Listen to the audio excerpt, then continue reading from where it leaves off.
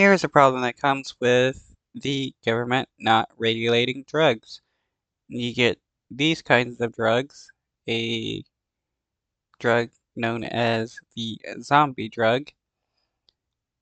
This is because people on the black market don't care about the harm or is not required to care about the harm that their products will have upon people, so they will make whatever they can as long as it's addicting.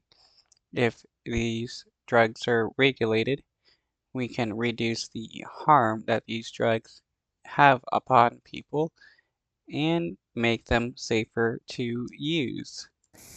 LA Sheriff's officials have launched a new program to track the so-called flesh-eating zombie drug. It's called xylazine. The animal tranquilizer has been increasingly showing up in local street drug supplies.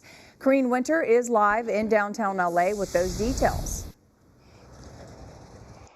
Oh, it's another tranquilizer drug.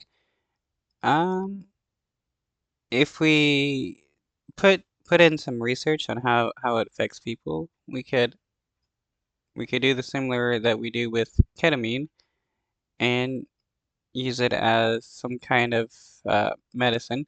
Ketamine, which is a horse tranquilizer, has actually been shown to have positive impacts on people with depression. Hi there, Lou. Well, from law enforcement officials to addiction specialists out there, there's a growing concern about the effects of this drug on the streets of Los Angeles, and that's prompted new action by LA County Sheriff's officials. The deadly opioid fentanyl. It's not the only potent narcotic ravaging the streets of Los Angeles. I've never seen anything like what we're dealing with right now. The animal tranquilizer, xylazine, also known as a flesh-eating zombie drug, is saturating the drug market locally, sometimes disfiguring users who develop severe sores. In some of the most extreme cases, people have had limbs amputated. Others have died from overdoses. We had a woman come in, and her sister had passed away from a fentanyl overdose. But not only was it a fentanyl overdose, her skin was starting to rot, the muscles on her leg and her arm. So that's a sure sign of xylazine. LA County Sheriff's officials now taking steps to track the presence of xylazine, or tranq, in confiscated drugs. Why hasn't it been more on the radar for authorities? It's interesting how they're showing a lot of homeless people that are using this drug. I mean, I guess that's probably the main point of the video, but that shows if there's a lot of homeless people using drugs, that means they're trying to deal with the struggles of being homeless. And if being knocked out is better than like actually dealing with being sober and homeless, then that means it's very harsh for these people to be living the life that they're living.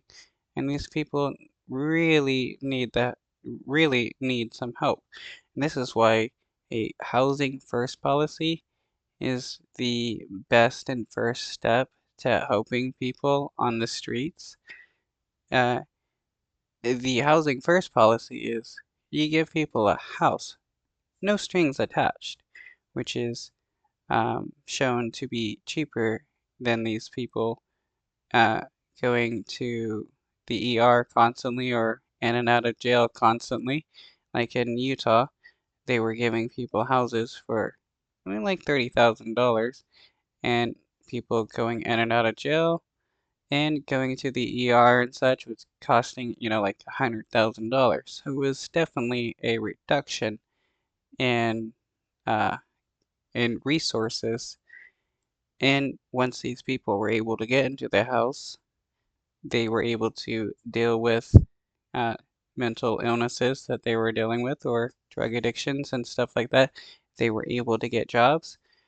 And most jobs and most other places that seek to help you, you need some kind of address. So having a stable address helps these people a lot more than them going in and out of shelters. Xylazine isn't illegal. It's not a controlled substance, so whenever crime lab analysts detected the additive in other substances like fentanyl, it wasn't immediately flagged. Tranq, when added to fentanyl, increases a user's high. It's really gruesomely disfiguring people, much more likely to stop someone from breathing. And the things that come along with xylazine, it's a vasoconstrictor.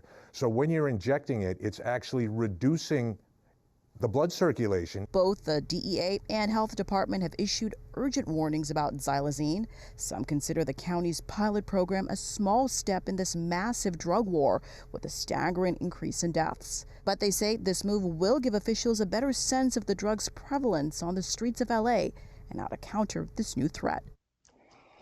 If we look at Portugal, we see that they have legalized all drugs.